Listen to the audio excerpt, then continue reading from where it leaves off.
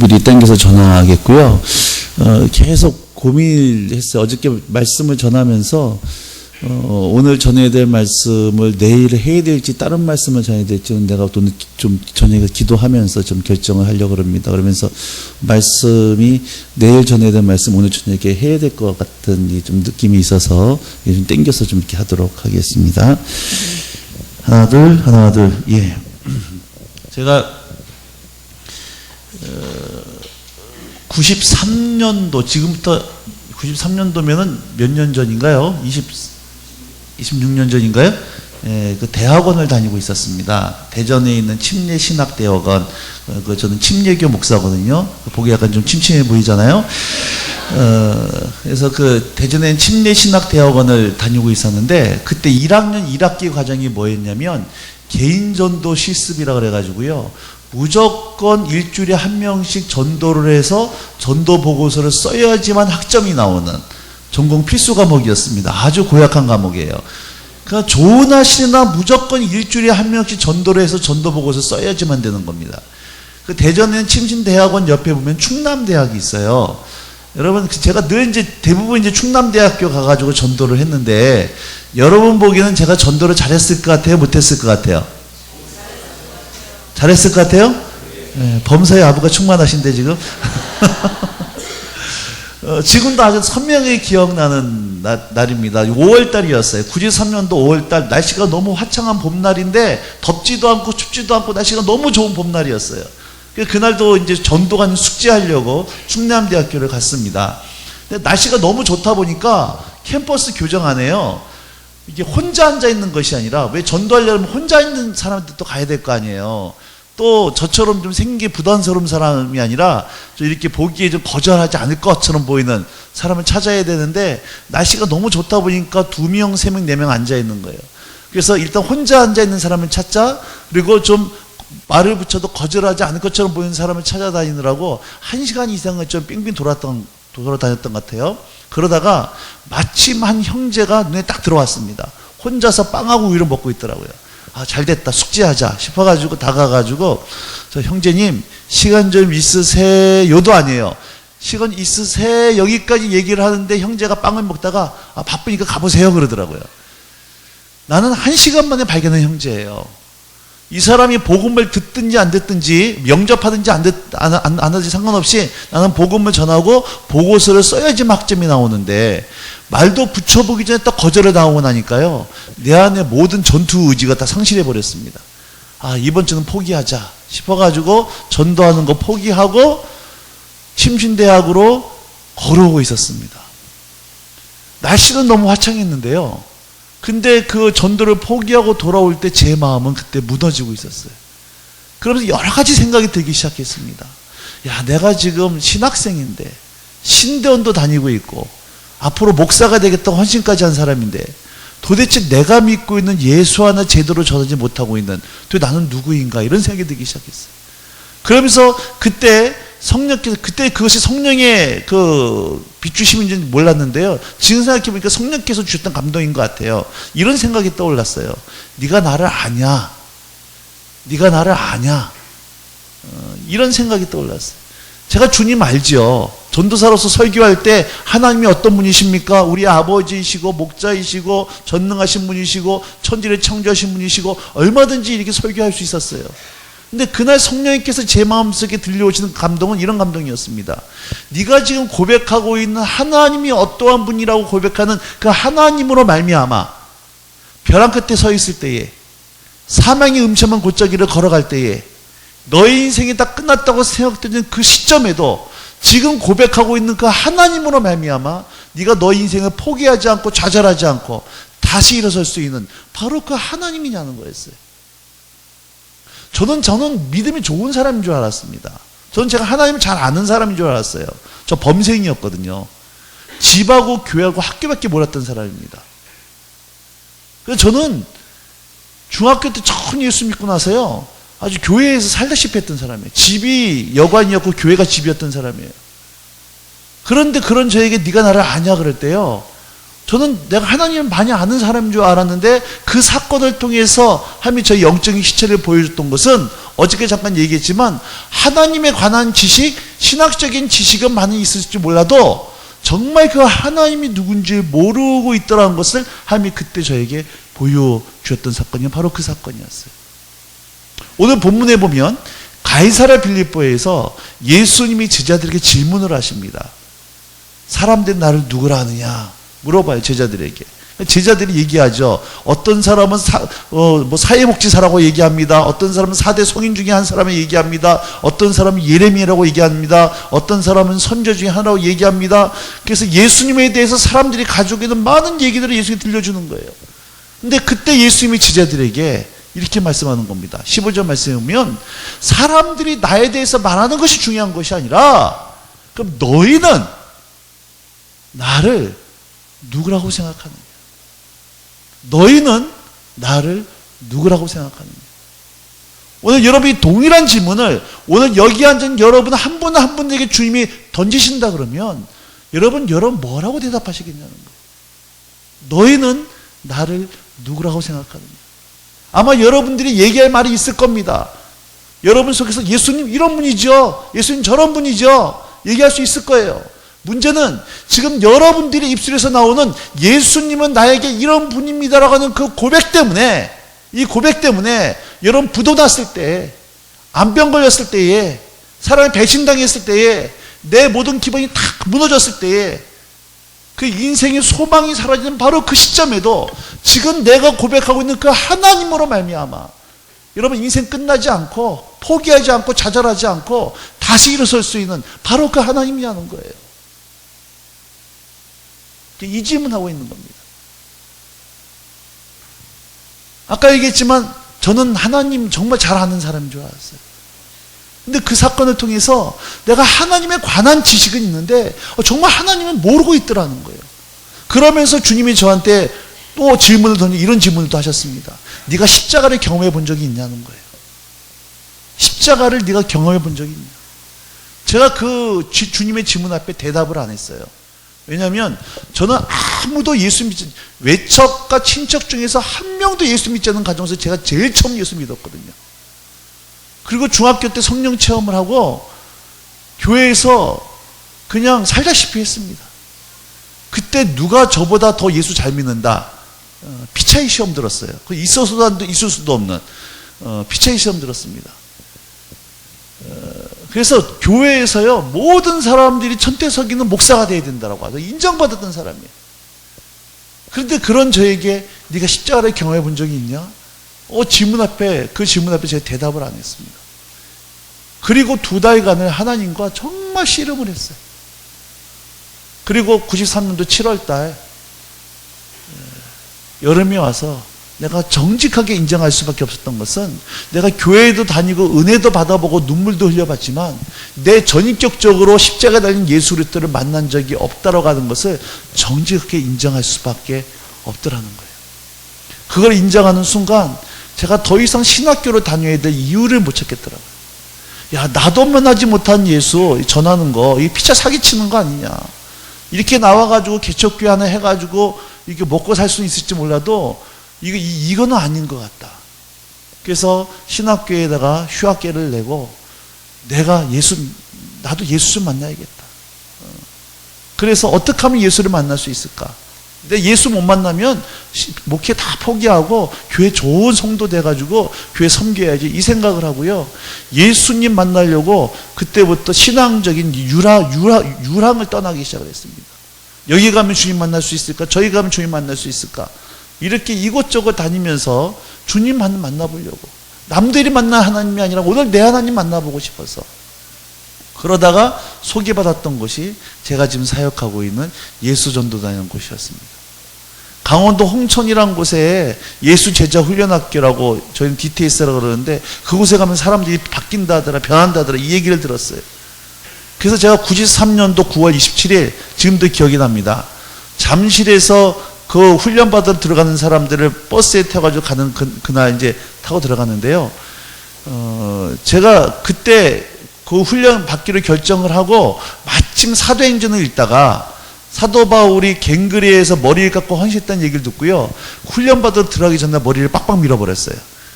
그리고 이 산속에 들어가서 예수님 안 만나면 절대 산에서 안 내려온다.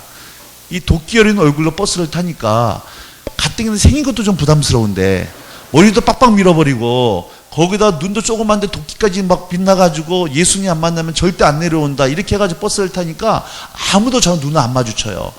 제 주변에 아무도 안 앉는 거야. 뭐 그러거나 말거나 할 때 버스 타고 강원도 홍천군 내면이라고 하는 6.25가 난지도 모르는 깊은 산골짜기입니다. 거긴 6.25가 난지 몰랐던 동네예요. 그곳으로 이제 훈련 받으러 떠났습니다. 12주간을 공동생활하면서 훈련을 받고 또 나머지 3개월 동안은 또 이제 전도행을 다니면서 받는 6개월간의 프로그램이었는데요. 그때 저희 기도 제목 한 가지였어요. 하나님 정말 살아계신 분이십니까? 그리고 그분이 저를 정말 사랑하는 분입니까? 하나님 그러면 오늘 그 하나님 내가 좀 만나게 해주세요. 이론이 아니라 정말 하나님이 살아계시고 나를 사랑하는 분이라 그러면 내가 정말 하나님 실제적으로 좀 내 체험 좀 해보고 싶다고. 그거 저희 기도 제목 한 가지였습니다. 그러면서 훈련을 받는데 훈련 받는 중간에요. 하나님 아버지 사랑이라고 하는 한 과목을 배우는 제목이 하나님 아버지 사랑이라고 하는 제목을 가지고 일주일 동안 이제 강의를 듣는 주간이 됐습니다. 근데 저를 담당했던 스텝이 이런 얘기를 하는 거예요. 이번 주간은 실제적으로 하나님의 사랑을 경험할 수 있는 주간이니까 기도로 준비하세요 그러더라고요. 그게 저한테 복음이었어요. 내가 그것 때문에 모든 거 포기하고 여기까지 들어왔는데 그래서 내가 이번 주엔 정말 하나님의 사랑을 좀 경험을 해봐야겠다 싶어서요. 무식하면 용감하다고. 여러분 절대 노약자나 임산부는 따라서 하시면 안 됩니다. 이거 무식한 기도예요. 절대 따라서 하면 안 돼요. 무식하면 용감하다고요. 하면 이렇게 기도하기 시작했습니다. 하나님 정말 살아계신 분이십니까? 그리고 그분이 정말 저를 사랑하는 분입니까? 그러면은 내가 여기 있는 사람한테 아무한테도 얘기하지 않겠습니다. 밖에 있는 사람한테 얘기하지 않겠습니다. 하나님이 정말 살아계시고 저를 사랑하는 분이라 그러면 이번 주 강의가 끝나는 금요일 날까지 이 목에까지 없는 폴라티 하나 보내주시면은 하나님이 정말 저를 살아계시고 사랑하시고 살아계시면 내가 믿겠다라고. 정말 무식한 기도였어요. 절대 따라하시면 안 됩니다. 그래서 그때부터 이제 그런 기도를 하기 시작했어요. 하나님 정말 살아계십니까? 저를 사랑하는 분입니까? 하나님 폴라티 하나 보내주세요. 그 다음도 무슨 기도예요? 하나님 정말 살아계십니까? 저를 사랑하는 분입니까? 폴라티 하나 보내주세요. 하여튼 자나깨나 폴라티였어요. 그때 그 외국에서 오신 외국분이었거든요. 일주일 동안 강의를 하는데 무슨 강의 지금도 기억도 없어요. 그냥 눈 뜨면 하나님 살아계십니까? 사랑하는 분입니까? 폴라티. 점심 먹고도 폴라티. 저녁 거 폴라티. 이거 아주 목숨 걸었어요. 금요일 날이 됐습니다. 금요일 날 오전에 3시간을 강의하는데 1시간 20분 강의하고 10분 쉬고 1시간 20분 강의하는데요. 자, 마지막 날 됐습니다. 무슨 일이 벌어졌을까? 안 벌어졌을까요? 벌어졌을까? 안 벌어졌을까요? 안 벌어졌어요? 1시간 20분 한 탐에 강의하고 10분 쉬고 이제 드디어 이제 마지막 중에 마지막 강의 시간을 이 외국 선교사님이 외국분이 누가복음 15장에 나오는 탕자와 큰아들의 비유 아시죠? 그거 가지고 이제 마무리 강의를 하는데요. 그 강의를 쭉 하고 계시는데 그 강의를 듣고 있는 제 세상 앞에 한 가지 이상한 현상이 벌어지기 시작했어요. 누가복음 15장 말씀이 내 앞에요. 영화 필름처럼 순간적으로 착착착착 지나가기 시작하더라고요. 짧은 시간이었는데 탕자의 모습이 저희 모습과 오버랩되게 되어 있는 거예요. 제가 탕자의 모습을 바뀌어 있더라고요. 여러분 저 함부로 살았던 사람 아니에요. 저 경건하게 살았던 사람이에요. 근데 탕자의 모습을 바뀌었는데 잘 보세요. 탕자가 아버지의 재산을 가지고 외국에 나가서 허름망탕 방황하다가 나중에 굶어 죽을 것처럼 같으니까 아버지한테 돌아올 때 어떤 모습으로 돌아옵니까? 어떤 모습으로 돌아와요? 아니 그지처럼 돌아오는데 아버지가 자기를 뭘로 받아주기를? 종이 아니에요. 종은 사대보험이 되고 고용직입니다. 이거는 퇴직금도 나와요. 품꾼의 하나예요. 성경은 품꾼의 하나, 일용직입니다. 일용직의 하나라도 아버지가 나를 받아주면 감사한 거고 안 받아줘도 할 수 없는 그러한 상태를 가지고 아버지께 나아오는 아들임에도 불구하고 그럼에도 그 탕자의 신분은 뭐였어요? 아들이었어요. 본인은 차마 아버지의 아들이라 이컴을 받지 못하고 품꾼의 하나라도 아버지가 받아주면 감사할 마음으로 다가오고 있지만 그럼에도 불구하고 이 탕자의 신분은 아들이었다고 하는 거예요. 제가요 아무리 20대 때 경건하게 살았어도요 한창 그 젊은이 아닙니까? 젊었잖아요. 그런 음란으로 넘어지고 교만으로 넘어지고 죄 가운데 넘어집니다. 죄를 짓는 거예요. 그럼 제가 어떻게 하냐면은 저지 막 정지하는 거예요. 네가 그랬고도 신학생이냐? 네가 그 전도사냐?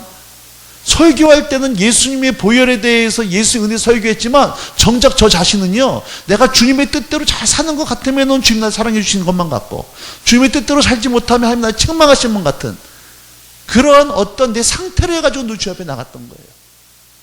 근데 그 탕자의 모습을 보면서 하나님께서 저의 영적인 문제를 보여주기 시작하면서 그 탕자의 모습이 아직도 뭔데 아버지가 먼저 아들을 발견하고 안아주시는 그 모습을 주님께서 성령께서 조명해 주시면서요. 여러분 잘하는 말씀이잖아요. 근데 그때는 똑같은 말씀인데 전혀 새로운 말씀이었어요. 하늘 문이 열리면서 그 무조건적으로 용서하시는 아버지의 사랑이 무엇인지가 이 머리가 아니라 좀 가슴으로 내려오기 시작했어요. 아버지의 사랑이 제 위로부터요 막 물결처럼 몰려오기 시작하는데 그 자리에 꼬꾸러져 가지고 한참 울었습니다. 아버지의 사랑이 이거였구나. 조건 없는 사랑이란 게 무엇인지 머리가 아니라 정말 가슴으로 이해되는 순간이었어요. 울다 끝났어요. 저는 제가 모든 학교를 포기하고 거기까지 들어왔던 저의 모든 그 인생의 신앙의 순례자의 여정을 끝내는 순간이었습니다. 기도 응답 받았던 거예요. 근데 뭐가 남았어요? 플라티가 남았어요. 다 강의가 끝났는데요. 광고하러 다 울다 어떻게 끝났는지 몰랐잖아. 한동 울다가 그냥 속된 말로 뒤집어졌으니까 그때. 다 끝나고 났는데 이제 광고하시는 분이 나와가지고 간사님도 광고를 이렇게 광고를 하더라고요. 광고하려고 나왔는데 광고기 전에 천태수 형제님 소포 왔어요 그러더라고요. 가슴이 철렁내려앉는 거예요. 소포 보내줄 사람이 없는데. 그래가지고 가가지고 받아보니까 뭔가 물컹해요. 옛날 왜 그 소포는 요즘은 택배지만 옛날에는 아시는 분들 유채육 가면 누런 소포용지 있었잖아요. 그걸 끈으로 묶어가지고 그걸 왔는데 뭔가 물컹한 거예요. 그래가지고 자리에 앉아가지고 뭘까 뜯어봤는데 뭐가 있었을까? 폴라티가 있었어요. 와, 그걸 보는 순간이요 머리끝부터 발까지 소름이 쫙 끼치면서 벌벌 떨리더라고요. 그 다음날 저한테 폴라티 보내는 중에 전화를 했습니다. 너 나한테 무슨 정신으로 폴라티 보냈냐? 전화를 하니까 이 친구가 안양에서 학교를 다녔는데 월요일날 학교를 가려고 안양역에 내려서 지하상가를 지나가는데 갑자기 제 생각이 나더라는 거예요.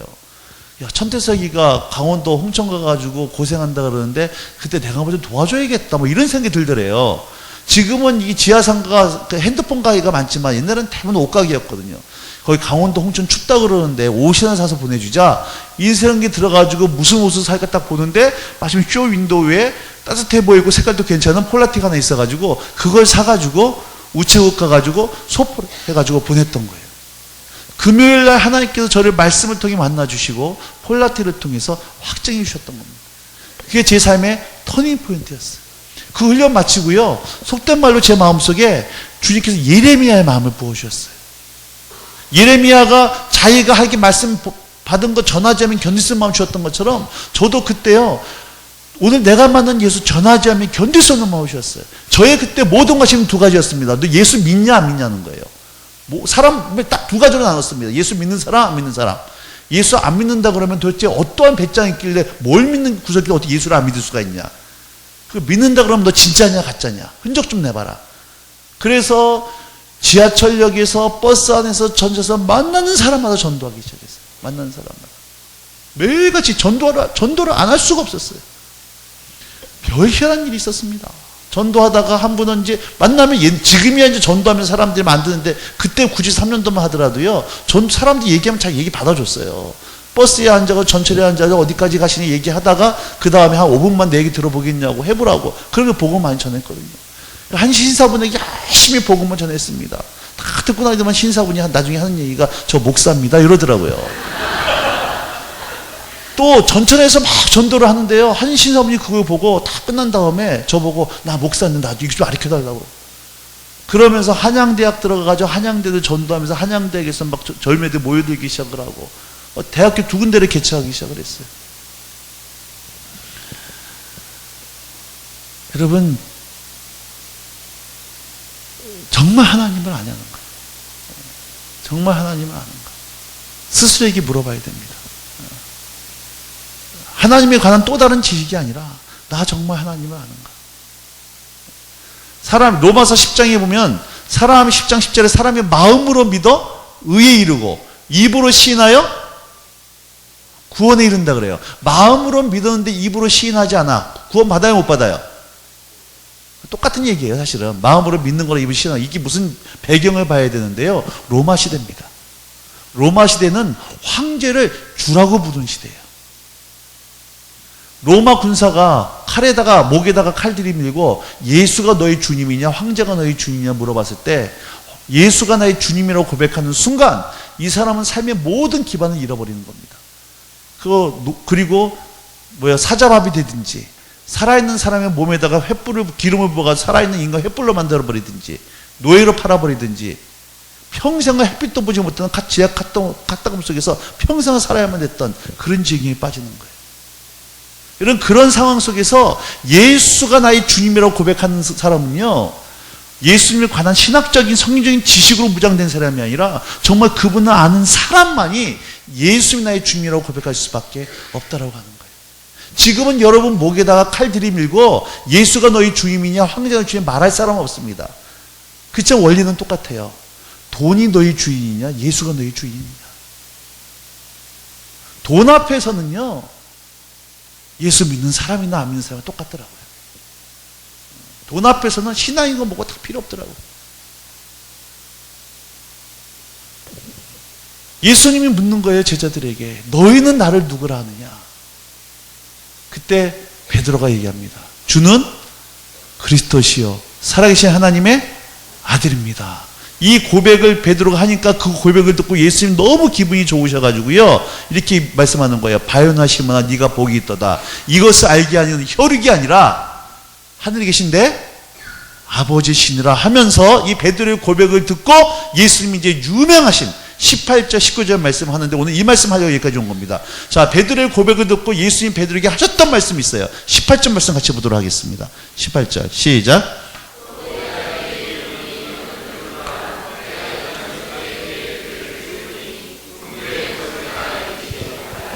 자, 내가 이 반석 위에 내 교회를 세우겠다 그럽니다.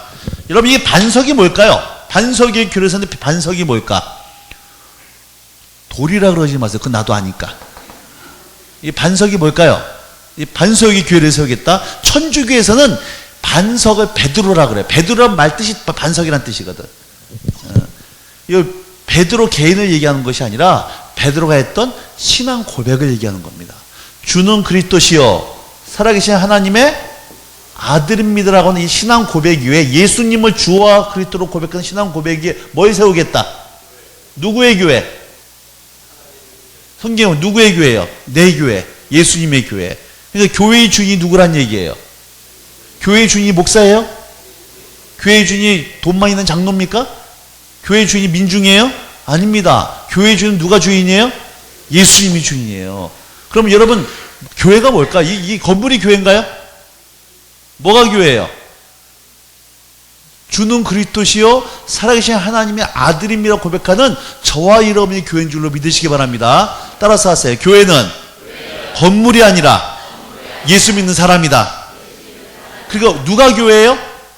우리가 교회, 우리가. 그래 여러분 교회 가지 마시고 교회가 되시길 바랍니다. 교회처럼 살아야 되는 거예요. 이 교회가 모이는 건물이 교회 다니고 예배 당이지 이 건물이 교회가 아니라는 겁니다. 이해되시겠죠? 자, 그래서 교회는 예수 믿는 저와 여러분들이 교회란 얘기예요. 이 신앙 고백 위에 주님의 교회를 세우겠는데 그 다음 말씀 음부의 권세가 이기지 못하겠다 그럽니다. 음부라고 하는 것은 원래 사람이 죽어서 가는 것을 의미하는 건데요. 이 문맥상으로는 마귀가 통치하고 있는 이 세상을 얘기해 주고 있습니다. 이 세상에 살면서 마귀가 통치하는 것, 내 마음이 지옥이에요.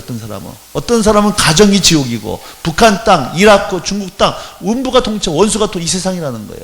그런데 내가 이 반석에 내 교회를 세우겠는데 음부의 권세가 이기지 못하겠다고 말씀할 때 성경을 좀 살펴봐야 됩니다. 여러분 성경에 권세란 말이 있어요. 권세.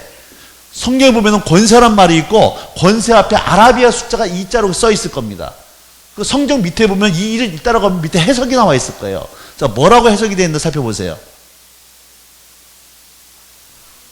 헬 써 있고 그 다음 뭐라고 써 있습니까? 대문이라고 써 있죠. 좋은 성경은 써 있을 거고 안 좋은 성경 안 써 있을 거예요. 이게 원래 음부의 우리나라 말로 음부의 권세라고 되어 있는데요. 원래 헬라어 원문에는 음부의 대문이에요. 대문. 근데 우리나라로 번역을 할 때 권세란 말로 번역합니다. 그래서 헬라어로 원래는 대문이다. 영어로는 게이트라는 거예요. 게이트. 문이란 얘기입니다. 문. 저기 뒤에 문이 있어요. 문이 하는 역할은 뭐예요? 사람이 들어가고 나가는 것을 통제하는 역할이 문입니다. 이런 거예요. 내가 이 신앙 고백에 내 교회를 세우겠는데 음부의 대문이 이기지 못하겠다는 거예요. 여러분, 문이라고 하는 건 수비를 위한 거예요? 공격을 위한 거예요? 문은 수비용이에요? 공격용이에요? 수비용입니다. 그럼 제가 이렇게 얘기하는 거죠. 내가 이 반석에 내 교회를 세우겠는데 음부의 대문이 이기지 못하리라 이 얘기입니다. 그럼 제가 질문할게요. 지난 한 주간 살아오시면서 세상이, 죄악이, 마귀가 여러분들을 공격했습니까? 여러분들이 세상과 마귀를 공격했습니까? 잘 생각하세요. 지난 한 주간 살아오시면서 마귀와 세상이 여러분들을 공격했어요? 여러분들이 마귀와 세상을 공격했어요? 세상이 우리를 뭐 했어요? 공격했죠. 그럼 여러분들 뭐 하셨습니까? 열심히 방어했죠. 예, 이러한 그림을 가지고 살아가는 분들은 이렇게 기도할 거예요. 하나님, 지난 한 주간도 세상에 나가서 이리 터지고 저리 터지고 이리 자빠지고 저리 자빠지고 천부여 의지 없어 두 손 들고 왔사오니 용서해 주시옵고 아쉽지만 다음 주에도 또 터질 예정이오니 용서해 달라고 360을 이 기도일 겁니다. 여러분, 성경은요 한 번도 세상이 마귀가 교회를 공격하고 교회가 문을 굳게 걸어 잠그고 방어가 또 얘기한 적이 없다는 얘기예요. 성경은 전혀 반대로 얘기하고 있습니다. 뭐라고 얘기했냐? 교회가 세상을 공격하고 이 음부의 문을 누가 지금 굳게 걸어 잠그고 있어요? 원수가 굳게 걸어. 문은 방어용이라고 그랬습니다. 북한 땅의 문, 이라크의 문, 안 믿는 남편의 문, 우상 숭배하는 시대, 하나 알지 못하는 친정, 이 문을 굳게 원수가 걸어 잠그고 있는 거예요. 교회의 사명은 뭐냐면 교회는 굳게 닫혀있는 원수의 대문을 깨트려버리고 여기에 하나님의 나라를 세우는 것이 교회의 사명인 줄로 믿으시기 바라는 겁니다. 이러한 그림을 가지고 살아가는 사람들은 이렇게 기도합니다. 하나님, 지난 한 주간도 세상에 나가서 직장에 가서 안 믿는 사람이 복음을 전하고 저 사람 예수 믿고 가정이 뒤비졌고 직장이 주님께 돌아온 역사가 있었습니다. 하나님, 영광 받아 주시옵소서.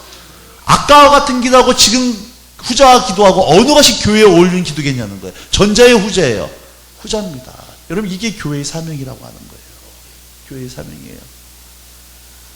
여러분, 하나님께서 청라지역에 온누리 소망교회를 세우신 이유는 우리끼리 성경 공부하자, 우리끼리 세미나하자, 우리끼리 바제하자, 우리끼리 예배하자고 우리끼리 받는 것이 아니라 이 온누리 소망교회를 통해서 청라 땅의 모든 닫혀져 있는 정치와 교육과 여러분 가정과 경제계 모든 이 국제 자체문을 깨트려버리고 이 인천 청라 지역 가운데 하나님의 나라를 세우라고 교회를 세우신 줄 믿으시기 바라는 거예요. 똑같은 시기에 중국은 만리장성 쌓아놓고 그냥 들어가 살았습니다. 그러나 똑같은 시기에 로마는 길을 닦고 전세 뻗어나갔다는 얘기예요. 교회도 두 종류의 교회가 있어요. 성 쌓는 교회가 있고 길 닦는 교회가 있어요. 성 쌓는 교회는 세상이 어떻게 되는지 신경이 없어요. 관심이 없습니다. 다른 교회가 어떻게 돌아가고 세상이 어떻게 관심도 없어요. 그냥 오로지 우리 교회 하나만 잘 되면 그걸로 끝난 거예요. 그러나 길 닦는 교회는 여러분, 인천 지역 가운데 가정, 교육, 정치, 경제, 문화, 예술, 국방, 검찰, 의료계 그곳 가운데 하나님이 통치할 수 있도록 주님이 들어가서 복음이 들어가는데 닫혀있는 문을 깨트려버리고 주님 오실 길을 예비하는 그것이 바로 길 닦는 교회예요. 저는 온누리 소망교회가 그 길 닦는 교회에 대해 주임으로 축복합니다. 안타까운 건요, 성경에서는 예수 믿는 사람을 사자로 표현했어요. 사자로. 근데 성도들이요, 교회에선 사자예요. 얼마나 용맹스러운지 몰라. 근데 안타까운 건 세상에 나가서 쥐새끼예요, 이게. 세상에 나서는 고양이처럼 살아요. 근데 교회에선 사자라니까. 너무 용맹하다니까. 거꾸로 살아야 됩니다. 교회에서는 어린 양처럼 지내다가도 세상에서는 세상과 맞짱 뜨면서 여러분, 유대의 사자처럼 이것이 예수 믿는 사람의 영적인 근성인 줄로 믿으시기 바랍니다. 한 여자 대학생이 대학을 졸업을 하고 취직을 했습니다. 취직을 해가지고 회사에 들어갔는데요. 회사에 들어가니까 만만치가 않은 거예요, 세상이. 대학교 다닐 때는 뭐 신앙, 주일 성수하는 거 아무런 문제 없었는데 회사에 들어가니까 회사에서 놔두질 않는 겁니다. 맨날 소주방 가자, 나이트클럽 가자, 회식 가자 그러고 일요일마다 와서 뭐 등산 가자 그러고 자매가요. 이제 막 회사 들어가니까 신앙생활 틈이 없는 거예요. 그럼 회사 갈 때마다 스트레스 받는 거야. 교회 가고 싶고 신앙생활 하고 싶은데 신앙생활 여지가 없어요. 그래서 자매가 회사 갈 때마다 스트레스 받아요. 그래서 눈물 흘리며 기도하는 겁니다. 하나님, 나 제발 장로님이 운영하시는 회사 들어가서 주일 성수 신앙할 수 있도록 해달라고 기도하는 거예요. 그래서 회사 갈 때마다 스트레스 받고 언제 회사를 간도해야 되나 자 이렇게 생각하고 있었다가 이 그림을 깨달은 거예요. 아, 내가 수비하는 자가 아니라 공격하는 자라구나. 그래서 그때부터 자매가 수비하는 자가 아니라 이제 공격하는 자로 쓰기 시작했어요. 회사 들어가서 미스터바 예수 믿어, 미스킴 예수 믿어, 부장님 예수 믿으세요. 그때부터 누가 스트레스 받을까요? 주변 사람들이에요. 이게 교회 사명이라니까. 저희 선교단체에 한 선교사님이 계셨어요. 예전에 이제 좀 다른 단체로 나가셨는데 선교사님이 계셨는데 서울대를 나오셨어요. 이번 서울대를 나오시고 처음에 서울대를 졸업한 다음에 대우 옥포조선소에 입사를 했습니다. 그 입사를 해가지고 들어갔는데 신입사원이니까 처음에 신입사원들 신입사원 환영회를 이제 부서에서 했어요. 신입사원 환영회 대부분 어디로 가나요? 술집으로 가잖아요. 가가지고 이제 환영회를 하는데 영 분위기가 안 사는 거야. 보니까는 거기에 예수쟁이들 몇 명이 있었습니다. 예수쟁이들 가지고 있는 은사가 있잖아요. 먹지 못해, 마시지 못해, 어울리지 못해, 분위기 썰렁하게 만드는 은사. 뭐 그런 일이 매달 있다 보니까는 벌써 딱 눈치를 챈 겁니다. 그래서 부장님이 야, 니들 중에 예수쟁이들 다 일어나 그랬어요. 그러니까 신입사원 중에 몇몇 사람이 삐쭉 일어났습니다. 부장님이 하는 얘기가 지금부터 내가 직접 술 따라줄 테니까 술 마시고 그 다음에 털고 노래 안 부르면은 앞으로 회사상 꼴 줄 알라고. 그러면서 여기 이대리 봐. 이대리도 교회 집사인데 얼마나 술 잘 마시는 줄 아냐고. 이러면서 이렇게 예수 믿어야 되는 거라고. 그러면서 서 있는 신입사원들한테 부장님이 직접 찾아가가지고 잠 받아. 그 술을 따라주는 거예요. 그 먹을 때까지 버티고 서 있는 겁니다. 웬만한 강신장이 아닌 곳에는 그 사람들이 다 보고 있는 앞에서 하늘 같은 부장님이 직접 술 따라주고 먹을 때까지 버티고 서 있으니까 예수 믿는다고 일어섰다가요. 안 되는데 하면서도 할 수 없이 술을 먹고 노래 불러야 되는 거예요. 한 사람씩 예수 믿는 일어섰다가 완전히 바보 되어 가서 무너지기 시작하는 겁니다. 선교사님이 그거를 보고 있다가요. 뒤에서 자기 속에 분노가 일어나더래요. 드디어 자기 차례가 된 겁니다. 그래가지고 부장님이 잠받아 그러니까는 이 선교사님이 부장님 잠깐만요. 마이크 좀 달라가지고 마이크에다 잡은 다음에 이렇게 얘기했대. 커밍아웃 한 겁니다. 죄송합니다. 전 크리스찬입니다. 크리스찬에서 제가 술을 마시지 못합니다. 단 제가 술을 마시지 못하는 대신에 여러분들에게 죄송해서 좋은 선물을 하나 드리겠습니다. 이렇게 얘기한 거예요. 갑자기 회식 분위기가 어떻게 됐을까? 썰렁한 겁니다. 그때 주변 사람이 더 긴장하는 거예요. 저거 폭탄이다. 저기 뭔 얘기를 하려고 그러나 사람들이 더 긴장하고 앉아있는 거예요. 신입사원이 일어나가지고 마이크 잡더니만 나는 크리스찬입니다. 술을 못 마십니다. 대신 좋은 선물 드리겠다 그러니까는 긴장하고 있는데 이분이 이렇게 얘기한 겁니다. 제가 지금부터 좋은 선물을 드리겠는데 선물이 뭐냐? 제가 지금부터 다니면서 머리에 손을 얹고 안수 기도하겠습니다. 이런 거예요. 그 회식 자리에서. 그래서 머리에 손 얹고 안수 기도하니까 회식이 어떻게 됐겠어요 이게. 저 새끼 뭐 하는 거냐 못해 난리가 난 겁니다. 그래도 막 머리에 손 얹고 안수하는데요. 사람들이 이게 웃긴 게 뭐냐면 그렇게 욕을 하다가도 자기 차례가 오잖아. 또 머리 또 기미로 대드려 또 이게. 완전히 회식이 완전히 그냥 망가져버린 겁니다. 그때부터요, 3년 동안을 회사의 고참 그 부장님, 과장님이요, 업무도 안 가르쳐주고 무조건 업무를 또 밀더래요. 알아서 해오라고. 못하면 네가 알아서 회사 나가라고. 완전히 미우도 바뀐 겁니다. 그때부터 집에도 못 들어가고 하루에 4-5시간 잠 못 자고요, 코피 터져가면서 일을 해야 되는 거예요. 나중에는 회사 동기들이 너무 불쌍하니까 과장, 부장 모르게 대신 빼다가 대신 도와주더래요. 이렇게 고생하면서 3년 동안 고생을 하는데, 근데 그 일이 있고 나서부터 회사에 변화가 일어나는데 어떤 변화가 일어나냐면은 회사에 출근하니까는 회사 선배들이 부르더래요. 어이 조용 커피 한잔 하자고.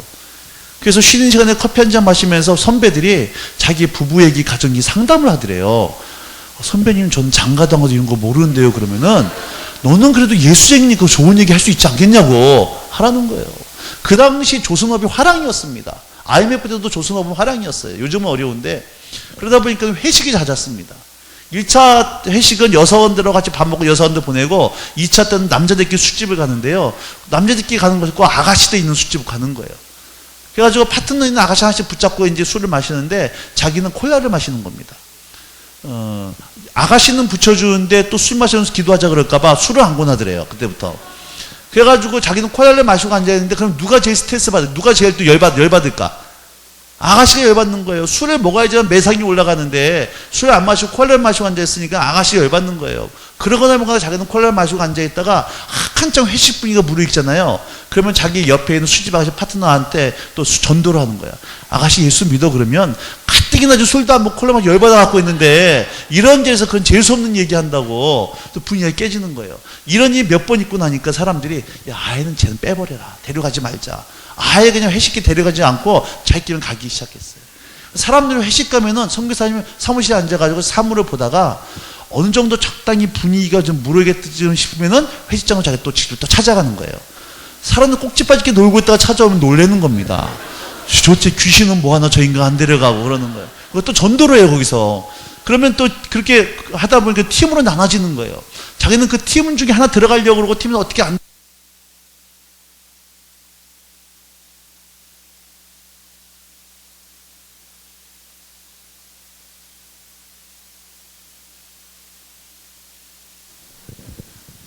그래서 그때부터요, 회식 장소가 어디로 바뀌기 시작하면 이제 부장인지 과장인지 대리 집으로 가기 시작하는 겁니다. 누가 제일 좋아했겠어요? 사모님들이 좋아하는 거예요. 맨날 술이 떡이 돼서 들어온 사람이 일찍 들어와서 좋고, 건강했지 않아서 좋고, 그 당시 회사 내에 이 여자 사모님들 모임이 있었답니다. 그 당시 자기 월급 초봉이 수당가 빼고 초봉이 30만 원이었는데요. 자기를 부르더니만, 어느 사모님 모여 자기를 부르더니만 그렇게 얘기하더래요. 미스터 조, 너무 고마워. 계속 좀 활동 좀 해달라고. 그래서 자기 때 활동비 30만 원씩 지급하더라는 거예요. 자기 월급 받아먹고 활동 받아먹고 그러면서 회사 다니고 나중에 이분 때문에 그 부서 전체가 복음화됐다고 하는 거예요. 여러분 이게 예수 믿는 사람의 모습 아닙니까? 이게 그냥 까마귀 노는 곳에 백로야 가지 마라 그러면서 세상과 단절해서 우리끼리 모여서 하는 것이 아니라 예수님 가라 그랬거든요. 가라 그랬거든요. 가야 되거든요. 우린 가야 돼요. 교회에서 머물러 있을 사람이 아니라 세상 우리는 가야 됩니다. 들어가야 되는 거예요. 가서 굳게 닫혀져 있는 원수 때문에 깨트려버리고 이게 하나님 나라를 세우는 것이 바로 교회된 저와 여러분의 사명이고 정체성이라는 거예요. 창세기 22장 17절로 한번 가보세요. 창세기 22장 17절입니다.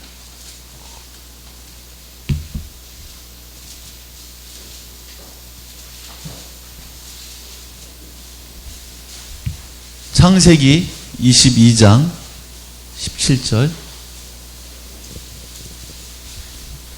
같이 있습니다. 시작.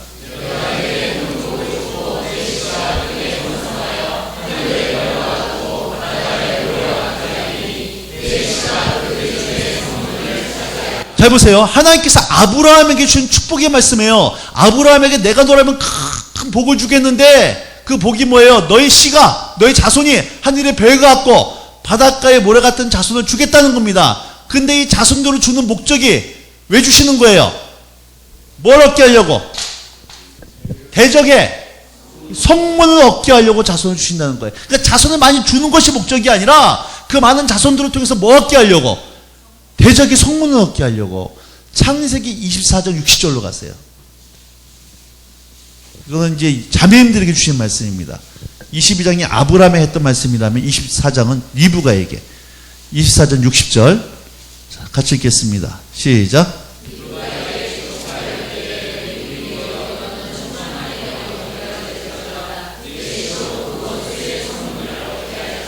리브가에게 너로 하여금 천만인의 어미가 되게 하겠다. 너로 하여금 천만인의 자손을 주겠는데 그 천만인의 자손을 주는 이유와 목적이 뭐 때문이라는 겁니까? 원수의 성문을 얻게 하려고. 그럼 여기서만은 하늘의 별과 같고 바닷가의 모래 같은 자손들, 천만의 자손 누구를 의미하는 겁니까? 일차적으로 문맥적으로는 이스라엘을 얘기하는 거예요.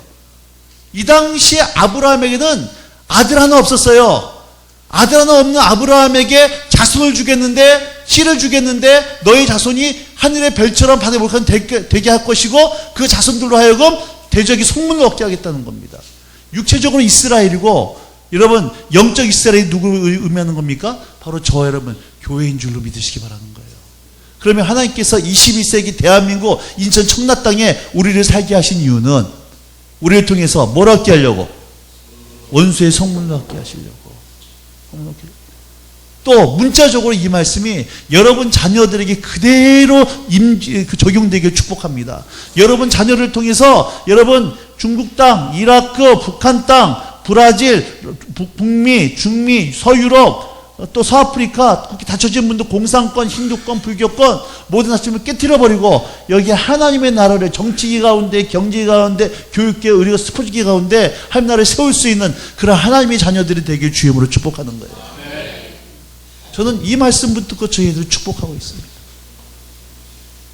하나님 자기 하나만 먹고 사는데 급한 자녀들이 아니라 내 자녀를 통해 주님이 통치하시는, 주님이 다스리는 바로 그 길을 닦는 로드메이커, 역사를 만드는 그런 히스토리 메이커가 되게 해달라고 기도하고 있어요.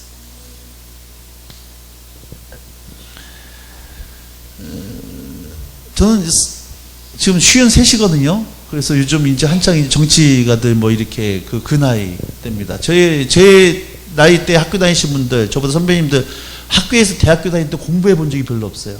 맨날 데모하느라고. 최대단 가수 속에 살았습니다. 그때 뭐가 있었냐면은 블랙리스트라고 있었어요. 블랙리스트가 있었고요. 원수의 왕국의 지금은 국정원이고 그때는 중앙정보부 안기부 블랙리스트라는 게 있었습니다. 요즘도 뭐 화이트리스트, 블랙리스트 얘기를 많이 하는데 이 블랙리스트에 사람들이 오르면은요, 기억나실지 모르겠어요. 삼민투, 민민투, 전대현 뭐 이런 게 있었거든요. 거기 있는 사람들은 그 중앙정보부의 블랙리스트 이름이 올라가 전국 지명수배가 됐습니다. 그 대공과 형사들이 이 사람들을 잡으려고 혈안이 돼 있었고요. 이 사람들을 잡으면 1계급 특징이었습니다. 왜 그러냐면 이분들이 가는 곳마다 막 그 노사분기가 일어나고 데모가 일어나기 시작을 하니까 대공과 형사들이 이 사람 잡으면 혈안이 돼 있었거든. 근데 여러분, 원수의 왕국에도요, 이 블랙리스트가 있어요. 원수의 왕국. 그리고 감사한 것은 저 천대석이가 원수의 왕국의 블랙리스트 이름에 한가운데 적혀 있다는 걸 믿어주시면 감사하겠습니다. 왜냐면요, 제가 포항에 있다가 인천에 오잖아요. 난리가 나는 겁니다. 이건 실제 상황입니다. 그러는 거예요. 왜냐면 제가 가는 곳마다 천태기가 떴습니다. 소대 가지고 안 됩니다. 중대를 보내십시오. 중대 가지고 대대를 보내십시오. 대대 가지고 안 됩니다. 사단을 보내십시오. 왜냐면 제가 가는 곳마다 개인이 새로워지지, 가정이 변화되어지지, 교회가 디비지지, 아멘 할 때까지 할 겁니다. 지역이 바뀌고 이러니까는 막 사단이 스트레스가 돼가지고 감당이 안 되는 거예요. 천태기가 떴다. 그러면 막 사단이 막 난리를 치는 겁니다. 인천 온누리 소망교회 교인이 청라에 있다가 대구에 왔어요. 연락 오는 겁니다. 인천 온누리 소망교회 집사한테 대구 왔는데 어떻게 하면 좋을까요? 그러니까 그쪽에서 그냥 냅둬라야. 이거는 창피한 거예요. 수치스러운 겁니다. 왜? 누구도 무시하는 존재이기 때문에. 원수도 무시하는 거예요. 원수에게 별벌 사랑이라는 거예요. 여러분, 저와 여러분이요, 세상에서 무명한 자일 수 있어요. 세상에는 별벌 없는 사람일 수 있어도 적어도 원수의 왕국에서는 유명한 사람. 사단이 여러분 이름만 듣고 온누리 소망교회만 들어도 스트레스를 받고, 여러분들이 가는 곳마다 원수의 왕국이 무너질 수 있는 그런 하나님의 용사들이 되길 주임으로 축복하는 거예요. 혹시 그 독수리 본 적 있나요? 매나 독수리? 동물의 왕국 보면 이렇게 보이잖아요. 처음에 독수리를 보일 때 세상에 보세요. 동물의 왕국 보면 독수리 왕국을 보여줄 때 보면은 뭐부터 보여주나요? 눈부터 보여줍니다. 두리번 목에 찬 눈. 그 독수리 눈을 보면 뭐가 나오는 것 같아요? 눈에서. 독수리 눈을 보면 눈에서 뭐가 나오는 것 같아요? 빛이 나오는 것 같아요. 레이저가 나오는 것 같아요. 눈이 막 범상치가, 실제로 독수리 눈이 시력이 8.0이랍니다. 1km 위에서도요, 쥐 잡는데 머뭇거려요? 안 머뭇거려요? 절대 머뭇거리지 않습니다. 시력이 그렇게 좋아요. 독수리 눈을 보면 이게 레이저가 나오는 것 같아요. 그런데 여러분 잘 보세요. 한여름에 졸다가 깬 닭다가리는 본 적 있습니까? 한여름에 자다가 깬 닭다가리 눈. 그 눈에서 불이 나올 일이 있어요, 없어요? 맨날 뭐만 쳐다보니까? 땅만 쳐다보니까. 땅만 쳐다보니까. 하나님께서는 성경에서 성도들을 독수리로 비유하셨어요. 그런데 독수리처럼 독수리 눈을 가지고 독수리처럼 사는 인생이 아니라 닭다리 눈을 가지고 땅만 쳐다보는 인생이 있더라는 거예요. 아유, 뭐 하나님의 나라가 임하고 청라 땅이 바뀌고 뭐 공산권이 무너지고 북한 선교, 중국 선교 다 이런 것도 다 좋은데요. 목사님, 당연히 발등에 불도 좀 끄고요. 우리 애도 좀 공부도 시키고요. 이 문제 해결해 놓고 그 다음에 할게요. 여러분 잘 생각해 보세요. 단군 일에 주님 오시는 그날까지 발등에 불이 꺼질 일이 있을까 없을까? 없어요. 이 문제 해결됐으면 또 다른 문제 생깁니다. 맨날 뭐만 쳐다보고 사는 거야? 땅만 쳐다보고 사는 거예요. 독수리처럼 살아야 되는데 맨날 땅만 쳐다보고 살다가 그냥 프라이드 치킨으로 하는 겁니다. 이거는. 옆 사람 눈 잘 보세요. 지금 한번 확인해 보세요. 이 사람 눈이 독수리 눈인가 닭다리 눈인가 확인 좀 해보세요. 여러분, 이게 이 얘기입니다. 내가 이 반석에 내 교회를 세우겠는데, 이 교회의 사명입니다. 오늘 이게 사명이에요. 내 반석에 교회를 세우겠는데 음부의 권세, 원수가 통치하고는 청라 땅, 분명히 주님이 영광받아야 되고 주님이 다스려야 되는 이 청라지구의 이 교육계 가운데, 무너진 가정 가운데, 무너진 종교계 가운데, 무너진 정치와 무너진 교육계, 또 언론, 여러분 이 모든 것 가운데 원수가 문을 굳게 갈아던거서 지금 주님이 통치 못하는 여러분 이 닫혀진 문들을 교회가 깨뜨려버리고 하나님의 나라를 세우는 그런 위대한 교회가 되기를 주임으로 축복합니다. 그런 성대를 축복합니다. 그래서 여러분 이름만 들어도, 온리 소목이 이름만 들어도 원수가 경기를 일으키고 스트레스를 받는, 하늘나라에서 유명한 사람, 지옥을 떨게 만드는, 그게 여러분 용사들이, 믿음의 용사들이라는 거예요. 이게 교회의 사명이라는 거예요. 다시 마태복음 16장으로 한번 가보세요.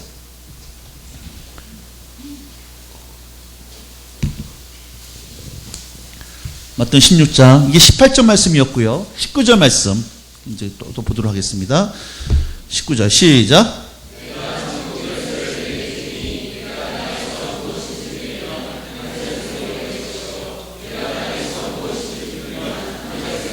이 참 재밌는 말씀이에요. 예수님이 천국 열쇠를 누구한테 줬대요?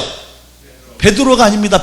베드로를 통치해서 교회예요. 천국 열쇠를 교회에게 주셨다는 겁니다. 그러면 우리에게 지금 뭐가 있다는 거예요? 천국 열쇠, 천국 열쇠. 여러분 열쇠를 자꾸 사용하면은 열쇠에서 뭐가 나요? 빛이 나는데 열쇠를 사용하지 않으면 어떻게 됩니까? 녹슬어요. 여러분 우리한테 지금 뭐가 있다? 무슨 열쇠? 재밌는 거예요. 지금 중국 땅의 문은 누가 국격으로 잠그고 있어요? 원수가 못 들어가게.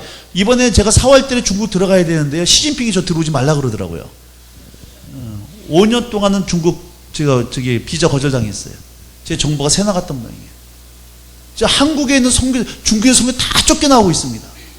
상관없어요. 원수는 문을 굳게 걸어잠근 것 같아도 교회에게 무슨 권세를 주었냐? 굳게 닫혀있는 중국 땅의 문을 열 수 있는, 북한 땅의 문을 열 수 있는 마스터키, 천국 열쇠. 그래서 원수가 통치하는 이 음부를 천국으로 만들어볼 수 있는 천국 열쇠를 저와 여러분 교회에게 주셨다라고 하는 거예요. 여러분 이 열쇠 갖고 계시죠? 언제 사용해 봤느냐 이게 문제는.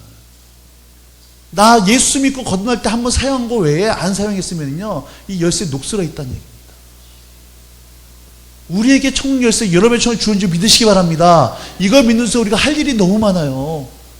알코올 중독에 빠져있는 내 친구, 음란에 빠져있는 저 사람, 죄악에 허덕이는 저 사람, 여러분 그 원수에 묶여있는 이 문을 열 수 있는 천국 열쇠 우리한테 있다는 거예요. 우리한테 있다는 거예요. 근데 재밌는 게 뭐냐? 내가 이 천국 열쇠를 너 교회에게 주겠는데 감사한 게 희한한 게 뭐냐? 너희가 땅에서 묶으면 하늘에서도 묶이고 땅에서 풀면 하늘에서도 거꾸로가 아니에요. 하늘에서 풀리면 땅에서 풀리는 게 아닙니다. 교회가 땅에서 묶으면 매면 하늘에서도 매이고 땅에서 풀면 하늘에서 풀린다는 거예요. 이해 되시겠어요? 마태복음 18장으로 한번 가보세요.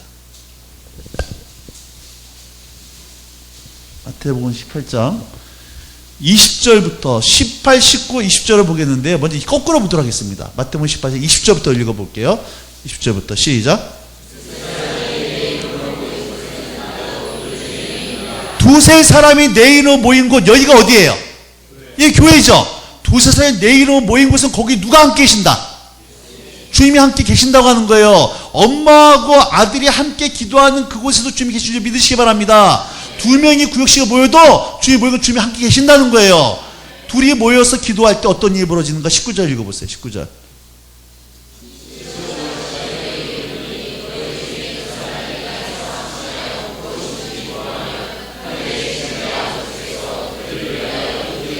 네, 두 사람이 모인 거 교회인데 그 교회가 합심해서 구하면 하나님께서 그 기도를 뭐 하신다? 들으신다는 거예요. 어떻게 들으시는가? 18절입니다. 똑같은 말씀 18절 시작.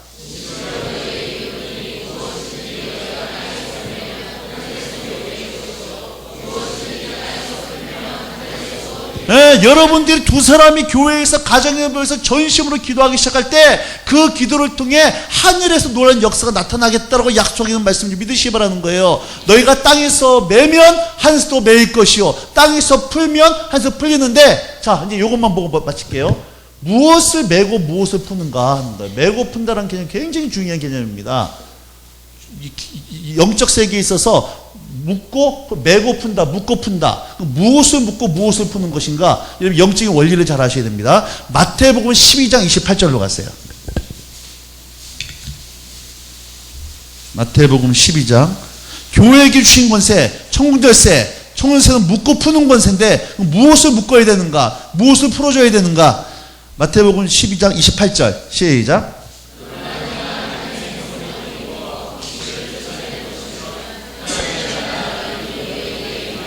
예수님이 성령의 능력으로 귀신을 쫓아내는 것이면, 원수의 대문을 깨뜨리는 것이면 거기에 뭐가 임했다?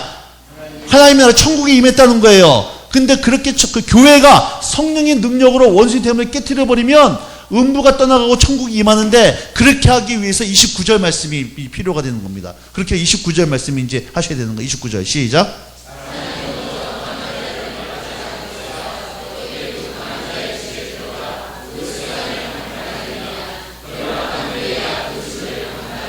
한 강도가요, 어떤 집에 들어가 가지고 그 집 물건을 뺏어오려면 먼저 뭐부터 해야 됩니까? 주인부터 결박을 해야 그 집 물건을 망가 뺏어올 수 있어요. 그럼 여기서 말하는 강한 자는 누굴 얘기하는 걸까? 강한 자. 사람이 강한 자를 결박하지 않고서야 어찌 그 집 세간을 늑탈할 수 있겠냐? 강한 자는 누구를 의미하는 거예요? 마귀예요, 마귀. 그럼 강한 자에서 뺏어와야 될 세간은 뭘 의미하는 걸까?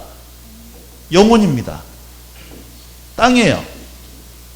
여러분, 북한 땅에 있는 영혼 누가 묶고 있어요? 원수가 묶고 있어요. 북한 땅 누가 붙잡고 있어요? 원수가 붙잡고 있어요. 그 원수에게 묶여있는 북한 사람들 빼내기 위해서 먼저 누구부터 결박을 해야 돼요?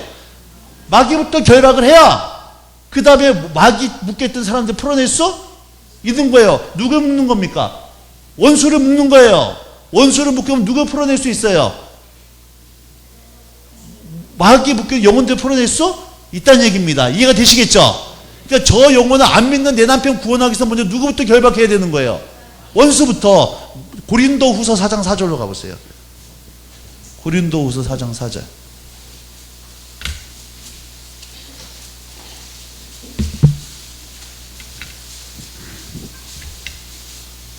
고린도후서 4장 4절입니다. 잘 보셔야 됩니다. 말씀이. 자, 시작.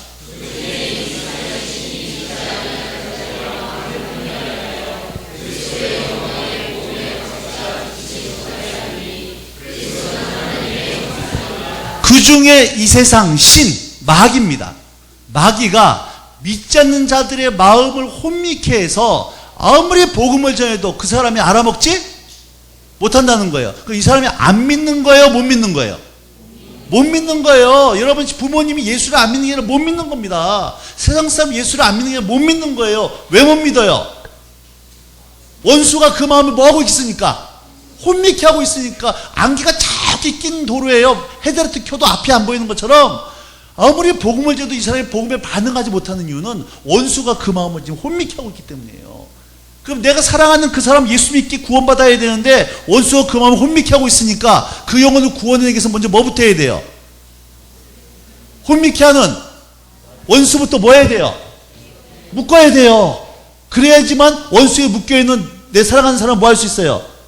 풀어낼 수 있다는 겁니다. 이게 영적인 원리라는 거예요. 여러분, 눈에 보이는 것은 보이지 않는 거에 영향을 받게 되어 있습니다.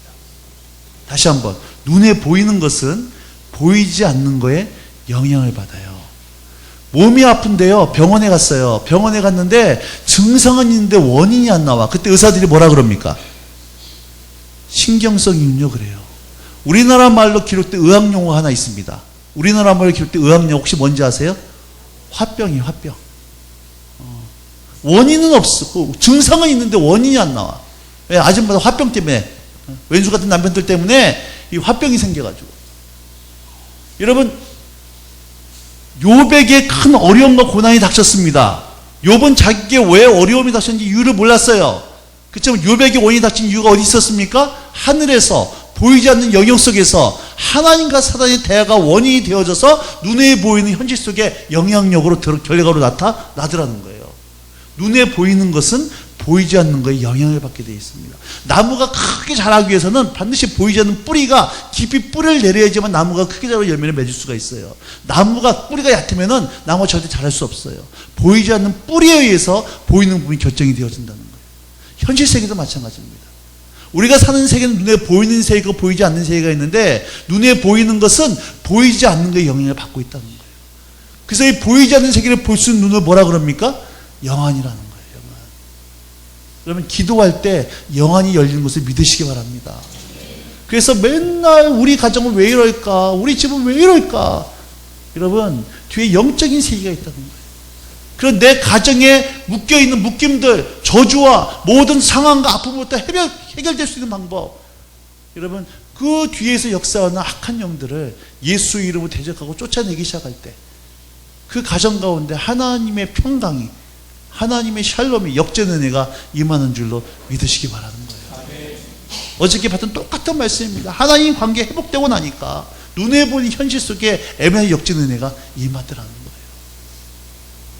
내 영혼이 잘된 같이 내가 범사에 잘되고 강건하기를 기도한다. 자, 그러면 이거를 어떻게 이제 우리가 적용을, 이제 실제로 여러분 기도할 때 실제로 신앙을 어떻게 적용해야 되냐면 이런 거예요. 내가 몸이 아파요. 몸이 아픈데 기도하다 보면은요, 몸이 아파서 병 낫기를 기도하는데, 몸이 아프다 몸을 기도하는데 어느 날 기도를 하는데요, 여전히 몸은 아픈데도 불구하고 기도하다 보면은 병이 나았다는 확신이 올 때가 있습니다. 그때 뭐라고 기도하는 거예요? 하나님 응답해 주셔서, 고쳐 주셔서 감사합니다. 감사 기도하는 거예요. 더 이상 고쳐달라고 기도하는 게 아닙니다. 병 낫기를 위해서 기도하다 보면 어느 순간 내 영 가운데 네 병이 나았다는 확신이 올 때가 있어요. 그래, 그 다음에는 고쳐주셔서 감사합니다. 손뻑에서 어느 순간 병이 고쳐져 있더라는 겁니다. 이게 영적인 원리예요. 마찬가지예요. 엄마들이 임신을 해가지고 애를 임신했을 때, 여러분 10개월 동안 막 얼마나 불편합니까? 밥도 제대로 못 먹고, 눕지도 못하고, 약도 못 먹고, 너무 불편하다가, 때가 참에, 10개월에서 때가 참에, 하늘이 한번 노래주고 죽었다 깨나면 애가 딱 튀어나오는 것처럼, 한 영혼을 구원하는 거. 여러분들이 한 영혼을 구원하기 위해서 가슴에 문제를 품어야 되고, 태신자를 품었다는 얘기입니다. 품고 나서 엄마들이 한 영혼을 품고 나서 10개월 동안 고생하는 것처럼 한 영혼을 구원하기 위해서 때로는 밥도 사 먹이고, 때로는 상담도 가고, 신봉도 가고, 그 영혼에서 섬기다가 어느 순간 그 영혼을 놓고, 구원을 놓고 원수랑 치열한 영적증이 벌어져요. 기도 가운데. 기도하는 가운데 그 영혼을 붙잡고 있는 악한 영이 떠나갔다 확신이 될 때까지 기도하는 겁니다. 어느 날 기도하다 보면요, 아, 이 영혼이 구원받았구나. 확신이 올 때까지. 그래서 그 다음에 복음을 전하면, 원수가 쫓겨났기 때문에 그 다음 복음을 전하면, 여러분 그 영혼이 복음에 반응하기 시작하는 거예요. 모든 영적인 원리가 이렇게 되게 되어 있습니다. 그래서 오늘 내가 예수를 전했을 때 저 사람이 예수 믿었다, 내가 전도한 게 아니에요. 이미 그 전에 그 사람에 의해서 수많은 사람이 기도했던 것이 오늘 내가 복음을 전하면 열매를 얻었을 뿐이지, 내가 뭔가를 해서 한 것이 아니라 하나님께서 수많은 중보하는 사람의 기도를 통해서 그 영혼을 이미 이 기도를 통해서 그 영혼을 많이 기경해 놓은 줄로 여러분 믿으셔야 되는 겁니다. 그래서 전도는 실패가 있을까 없을까? 없어요. 적어도 한 사람이 구원받는 데서는 500번 이상 전도를 받아야지만 구원받는 통계가 있습니다. 오늘 내가 전도에 가서 뿌리 뽑을 생각도 하지 마시고 그냥 전도하는 거예요. 그럼 때가 차면은 하나님께서 그 기도 가운데 그 복음의 말씀에 역사하셔서 그 영혼이 구원하는 역사가 나타난 줄로 믿으시기 바랍니다. 여러분, 오늘 여러분 가운데 이 원수들을 묶여야 될 영혼들이 많이 있을 거예요. 어떤 사람은 재정적으로 묶여있고, 어떤 사람은 건강에 묶여있고, 어떤 자녀들이 묶여있고, 그래서 주님이 다스려야 되는데 주님이 다스리지 못하고 있는 영역들이 있습니다. 그것 때문에 여러분 눈물만 흘리지 마시고 낙심하지 마시고 이제 기도 가운데 나가서 우리 천국 열쇠를 주셨잖아요. 내가 너에게 천국 열쇠를 주겠다. 메고 푸는 권세입니다. 이 권세를 저와 여러분이 주신 거예요. 이 권세 열쇠는 간직하라고 주신 것이 아니라 사용하라고 주신 거예요. 이제는 기도로서 사용하면 되는 겁니다. 그래서 내 남편 뒤에서 예수를 믿지 못하게 하는 악한 영혼 예수 이름으로 기도하면서 떠나가라고 명령하고, 그리고 그 영혼이 예수 믿고 구원받아 하나님의 자녀 돼서 좋은 자녀 될 수 있도록 기도하기 시작할 때 어느 순간 원수가 떠나가기 시작하고 영혼이 자유케 되는 역사가 있을 줄로 믿으시기 바라는 거예요. 이 간증들이 여러분 상가운데 매일같이 터져나오는 애가 있기를 주님으로 축복합니다. 마지막으로 우리 시편 24편 보고 마치도록 할게요. 우리 정선이 앞으로 나와주세요. 시편 24편 7절부터 세션들 나오세요. 세션들. 시편 24편 7절부터 10절까지입니다. 시편 24편 7절부터 10절. 먼저 이 말씀을 읽기 전에 제 설명을 듣고 좀 읽으셔야 됩니다. 저는요, 외국을 이제 자주 나가거든요. 자주 나갈 때 비행기가 외국 공항에 딱 도착을 해가지고 비행기 문이 딱 열리고 비행기에서 외국 트랩의 땅에 내 발을 내딛는 순간 외친 말씀이 이 말씀이에요. 항상 문들아 너희 머리를 들지어다 영광의 왕이 들어가신다. 영광의 왕이 누구시뇨? 그는 강원등한 여호와시요 전쟁에 능한 여호와시로다. 말레이시아 땅과 인도 땅 가운데, 중국 땅 가운데, 호주 땅 가운데 모든 닫혀있는 복음의 문들아 너희 머리를 들지어다 영광의 왕이 들어가신다. 저는 캠퍼스를 개척할 때 이 캠퍼스 가운데 모든 높아진 철학과 사상들아 너희 머리를 들지어다 영광의 왕이 들어가신다 외치기 시작해요. 신방 갈 때 그 집 아파트 문 앞에 손을 얹고 이 가정 가운데 모든 닫혀진 복음의 문들아 너희 머리를 들지어다 영광이 들어가신다 외치기 시작하는 거예요. 여기서 말하는 영원한 분들은 진짜 영원한 분들이 아니에요. 영원한 것처럼 보일 뿐입니다. 이 시편 24편의 배경은요, 다윗이 여부스 성이라고, 지금은 예루살렘입니다. 다윗이 때만 하더라도 아직까지 예루살렘이 정복을 못했어요. 왜 정복을 못했냐면 예루살렘 성은 이 난공불락의 요새입니다. 그래서 수많은 정복이 안 됐는데 다윗이 예루살렘 정복하러 갈 때요, 여부스 예수 사람들이 놀리는 거 다 놀리는 거예요. 우리 성은 워낙 견고한 성이기 때문에 절름발이라도 장님에도 우리 지켜도 너희 정복을 못해. 놀렸어요. 그 정말 난공불의 요새였기 때문에 그때 이 난공불의 요새를 공기에 들어가면서 외쳤던 말씀이 이 말씀이에요. 문들아 너희 머리를 들지어다 영광이 들어가신다. 사람의 보기엔 난공불락의 요새였지만, 영원한 것처럼 보이는 문제였지만 다윗은 그 성에 쳐들어가서 예루살렘에 여부서 정령하고 그 성을 예루살렘의 이름을 붙여버린 겁니다. 오늘 여러분 상 가운데 이 막혀진 대문이 있을 거예요. 막혀진 문. 문이 막혀져 있기 때문에, 원수가 막고 있기 때문에 묶여있는 문. 저는 그거 뭔지 몰라요. 그렇지만 이제 우리에게 주신 이 천국 열쇠, 메고 푸는 권세 우리에게 주셨기 때문에 이제 큰 소리로 그 문 앞에서 좌절하고 낙심하고 믿음을 잃어버리는 것이 아니라 문들아 너희 머리를 들지어다 영광의 왕이 들어가신다. 영광의 왕이 누구시며 그는 강원등한 여호와시여 전능의 여호와시로다 외치고 들어가기 시작할 때 도저히 열리지 않을 것 같은 문, 다른 사람은 다 바뀌어도 내 남편만큼 바뀌지 않을 것만 같고 다른 문제는 다 해결돼도 이 문제만큼 해결되지 않을 것처럼 보이는 문제들이 여러분 그 예수 그리스도 이름 앞에 무너지고 해결되어지고 여러분 풀어진 역사다 믿으시기 바라는 거예요. 여러분 올해 그 간증들이 있기를 주님으로 축복합니다. 그래서 이제 허리를 펴시고 7절부터 10절까지요. 이 말씀은 큰 소리로 외칠 겁니다.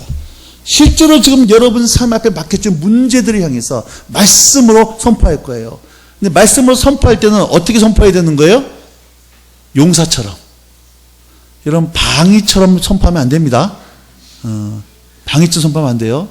용사처럼 여러분이 큰 소리를 내기 시작할 때 우리 속에 있던 불신앙이 떠나기 시작하고 믿음이 활성화될 겁니다. 그래서 지금부터 큰 소리로요. 만약에 당나라 군대처럼 소리를 내면 제가 다시 바꾸시킬 테니까 7절부터 10절까지 믿음으로 이 말씀을 큰 소리로 외친 다음에 이 찬양하고 기도할 겁니다. 자, 준비되셨습니까? 네, 이건 지금 방위 소리예요. 이것보다 10배 해병대, 천국에서 지옥으로 큰 소리로. 준비되셨습니까? 네. 자, 7절부터 10절까지 시작! 아니에요. 원수를 향해서 지금 원수가 여러분 가정을 붙잡고 있어요. 신사적으로 얘기하면 안 됩니다. 더 위험 있는 목소리로, 더 믿음으로, 강력한 목소리로, 믿음으로, 큰 소리로, 믿음을 다해 믿음으로 시작! 문들아 너희 머리를 들지어다. 영원한 문들아 들릴지어다. 영광의 왕이 들어가시로다. 영광의 왕이 누구시냐? 강하고 능한 여호와시여 전쟁에 능한 여호와시로다. 문들아 너희 머리를 들지어다. 영원한 문들아 들릴지어다. 영광의 왕이 들어가시로다. 영광의 왕이 누구시냐? 만군의 여호와께서 곧 영광의 왕이시로다. 아멘. 우리 힘차게 찬양하며 나가십시다.